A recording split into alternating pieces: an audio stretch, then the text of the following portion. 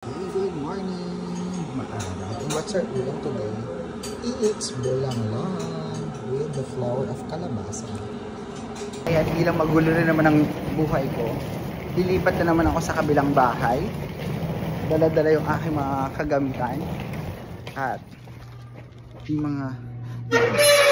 mga update na naman, may mga pagtawag-tawag na naman, may mga changes. Alam mo, sumusuko na lang talaga ako. Parang ayoko na lang talaga magplano sa buhay kasi pag nagplaplano ka, pag nag-visualize ko na, biglang may mga changes. So katulad yan, bahala sila mamblema dahil kapal pa kanila yun. Ako naman ay nag-comply lang. Pero yes, nakakaloka tong buhay ko na to. Grabe, alam mo yung hindi ako makapag-focus. So sa halip na nagre-review ako this midterms, nadidistract na naman ako ng mga bagay-bagay na kagagawa ng ibang tao. Anyway, I'm still blessed, masaya pa rin. So hindi masisira ang ating pagiging positive thinker, enthusiastic, because in the end, God has greater plans than what you have planned for yourself. So doon na lang talaga ako kumakapit ng ng faith, ng ating pagiging hopeful, because true naman, katulad niyan, may mga opportunities na naman nag-open up. So wala na akong kailangan gawin. I mean, I just need to go with the flow. Hindi ko lang siya makomprahin. Pero first, I need to do my part and then let God do the rest. So thank you, Lord, thank you, Jesus, and yeah, hopefully my prayers and talagang in my heart, Lord, panalawin niyo po kami sa debate. So ayun pala, nag-ano na kami. So nag-iba na naman ang team. So meron akong makakasama ng mga new recruits. So yung kahapon na team namin, kami yung original team dapat dun sa first debate of school na nag-back out ako. Kasi nga na-overwhelmed ako sa mga ganap dahil sobrang gagaling, sobrang strict, sobrang hectic ng training that time. And then kahapon, so nag-last part of it, so nirigo dun ulit kami. So ako ay nalipat sa ibang team, and we'll see, hopefully mag-break kahit di champion, pero we'll see kung anong plan ni Lord. Basta mag-break, yun ang mahalaga, maganda. So bye Ninang, how are you? You miss me? Sino ako? What's my name? Sino yan? Sino ako? Sino? Nakalimutan ko. Ay nako, may pasalubong pa naman ako sa'yo. Egg tart. Galing ng Macau. Sino? Masarap na. Masarap yun. Ba't dry yung skin?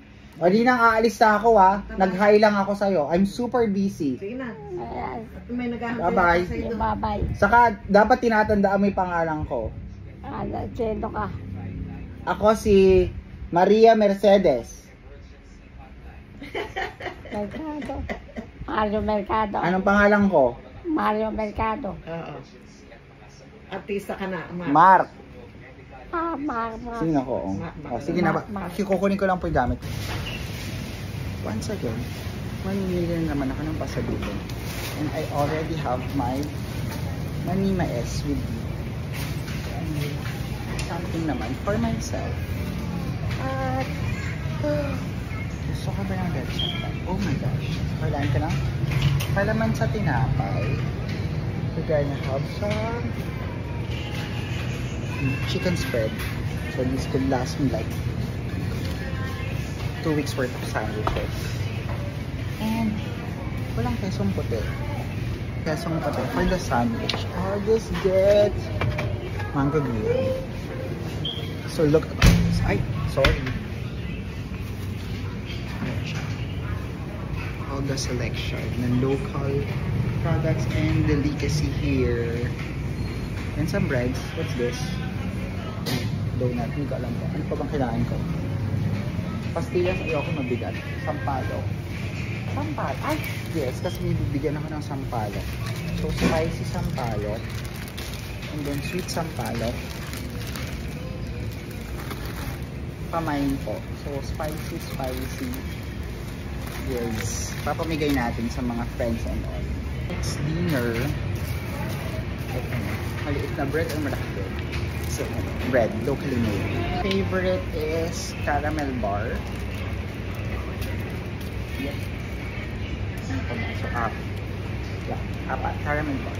Like, super sikat nitong bake shop na to in our town. So, yun lang. Nag-isip tuloy ako. Pupunta ako ba isang nagtitinda ng kesong puti dahil ibibigay ko sa tita ko. All our haul. Magkano na naman ito. Gastos na naman. But, yeah. Support local business. Bye. Out of pasalubong from the probinsya. Mahirapan na naman ako sa bus. So, welcome to Tita Liza. When I say Tita Liza, hindi ko siya kamag-anak. Ito yung sikat na bake shop sa amin. At na-realize ko, hindi. Kailangan very good ako sa tita ko. So, babalik ako dun sa isang nagtitinda ng kesong puti. Kasi, pumaldo naman tayo this week. And, sharing is caring. So, I'm gonna buy some for my tita. Yun yung mga pambayad ko sa mga libreng pagkain. Pag nag-stay ako sa kanila. Libreng kuryente, libreng shampoo, libreng body wash, and all. Lahat. So, yun na. Bye! Tipong if you know, you know lang. Dito nagtitinda lang isa sa masarap na kesong puti at hindi alam siya ng lahat. So, buti na lang, mayroon silang stock. Eto po. Oh my gosh, look what I found. Katabi na nagtitinda ng kesong puti. So, let's try because this is super sarap. Hi! Shout out sa mga friends ko from Cabanatuan. Let's cut off the bahay. Tao po! Ay, oregano. Let's smell. Diba? Look at that. Mga herbal plants. Passing na tayo. Pumasok na tayo. Pagbilan po! Dahil wala yung nagtitinda ng longganisa. Uwi na ako. So, we're on a spending strict third day of spending. At meron pa bukas. So, ganun talaga. So, that's my way kasi of making bawi to, family and friends. So, pag mayroon ka mga extra, you share because hindi naman pwede ikaw lang laging happy at hindi lang naman ikaw yung dapat kumakain ng masarap or mga, good finds. You need to share it for everyone to know about, to taste, to see, to experience. And that's me. So, yun na. Dito lang sa kanto. Uwi na ako para mag-log in at meron akong seminar ng 8 o'clock. Bye! So, I'm back here sa bahay and tonight we're gonna feast. So, kumakain na sila sa taas at sa probinsya, sa bahay na ito, bawal lang nagugutom. Nagagalit sila pag hindi ako kumakain or super late. So, ngayon, 1 hour before login time, I have an 8 p.m. to 5 a.m. So, kulang pa ako sa tulog. Tapos, baka dumiretso na rin ulit ako lumuwas tomorrow after the shift. So what do we have? Yes, we have anong tawag dito? Balenciana. We have chicken Balenciana. For dessert, syempre, I have my I have my mango graham. And ito, sobrang feast. Look at this platter. So 6 ano tawag dito? 6 loaf of bread. 6 slice of bread, margarine, dairy cream, so it's butter, cheese, scrambled egg, leftover na bangus, dinaing na bangus. I have my kesong puti and the chicken spread that I bought kanina. So yum! So kain lang tayo. Ano bang kailangan ko? Mag-check po na tayo ng mga chismis sa GC habang nagpe-prepare. And tonight is the first day that I'll be reviewing. So habang naka-seminar ako, magbabasa ako ng ATAP. Yes, ATAP, because it's 350 pages that I need to habang reading. Tapos pwede tayong mag-TikTok live or something. So first, yeah. Diba? Ang dami ko na namang ginawa. Naubos na naman yung oras ko. Lagi nilang ganun. Bakit kasi hindi na lang pwedeng pirma-pirma. Tapos, kulang pa rin. Ang dami kong mga last minute na naiisip. So, let's start first.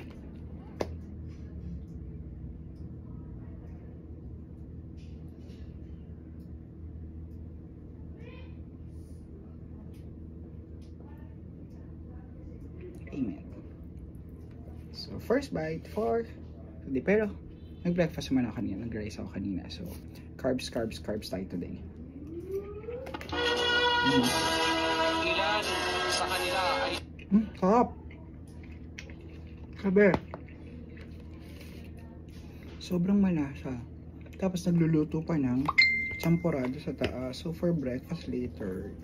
Yes. Tapos nakita ko nilagyan ng, hindi ko alam kung milk yun or coconut milk. Proper chocolate powder.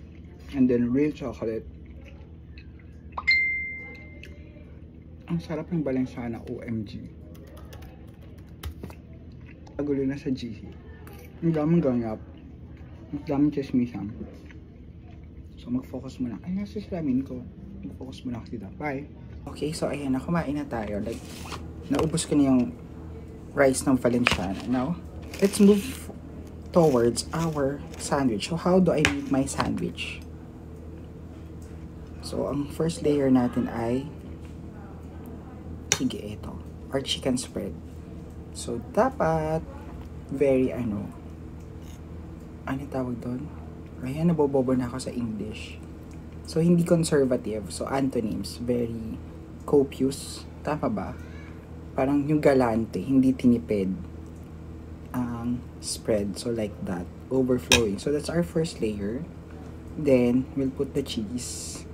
And, yung mantikilya. Mantikilya ba is ano? Basta dairy cream to. Nagme-melt na. So, para may konti tayong cholesterol at sebo. Just like that. So, that's our second layer. Then, I'm gonna put our leftover scrambled egg. Smash it natin siya. So, today is cheat day. And kahapon din. So, at nung isang araw din. So, 3 araw na akong kumakain today. I wouldn't be surprised kung lagyan natin ng konting daing na bangus. Flakes. So, dapat dito ang mga pagkain ay inuubos. Kasi sayang. Tapos, lagi pang may pagkain. So, there. And then, for our last portion is, ayan. Look at that. Kesong puti. Nagdinayo ko pa talaga. Wala lang akong, meron pang isa. Kulang. So, tingnan natin. Tapos, pipipitin ko siya. Like that. So, dapat malinis ka mga. And then, like this.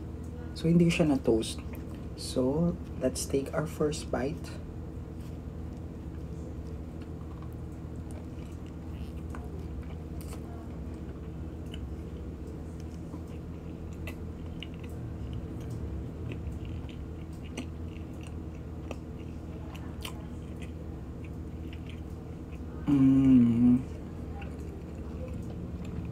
Kulang sa lasa. Kailangan may dressing talaga. Pero, kung sa content, alam mong ang dami ng flavors, mas nalasahan ko yung daing.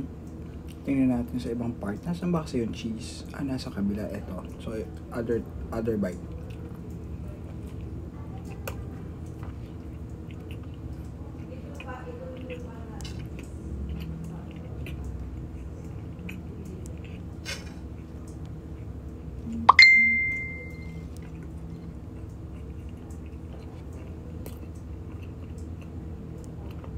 Okay lang. I rate this as a 6. Iba pa rin kapag yung bread ay toasted. It adds flavor to that. Yup.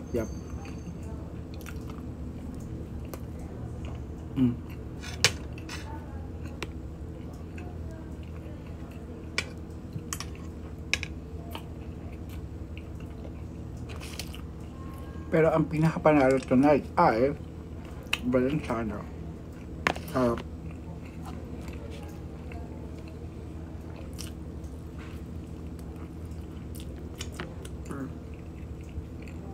So, dinner's done. Simot na simot. Look at that. Walang tira. Ganun ang very good. Dahil pinapagalitan tayo. Kapag meron ka natitira, laging sasabihin, ang dami-daming mga nagugutom sa Africa. Mga ganun. So, ngayon, we'll have our mango graham. Favorite namin since high school. And, maalala ko tuloy high school. Best friend ko, si Doktora, because isa sa mga favorite namin. So, let's check. Gaano kadaming kakain ko ngayon. Inaantok na ako. Pero, may training kasi na dito 5. Ay, nasira siya. Pero look. Sarap. Sarap! Kasing sarap. Hindi masor. So, ayan. So, ganyan lang siguro. Dahil, mali naman yung sobra-sobra kinakain. So, yeah. Ay, hindi. Sige. Ay, diba? Feeling ko nga mas masarap pa dun sa kinain ko to. Mas masarap pa dun sa kinain ko sa kahapon. Na ang mahal-mahal. Pero at least for the experience. Pero ito, sure to lang yan. Mango graham. Perfect. Yung pag-blend ng cream. Tapos yung mangoes. Pero hindi ganun katamis yung mangoes. Saka alam mo parang medyo lusak the graham. So, I love it. Look at that. Back. Doon pala ang camera. Ganon. So, yeah. Yum. Bye.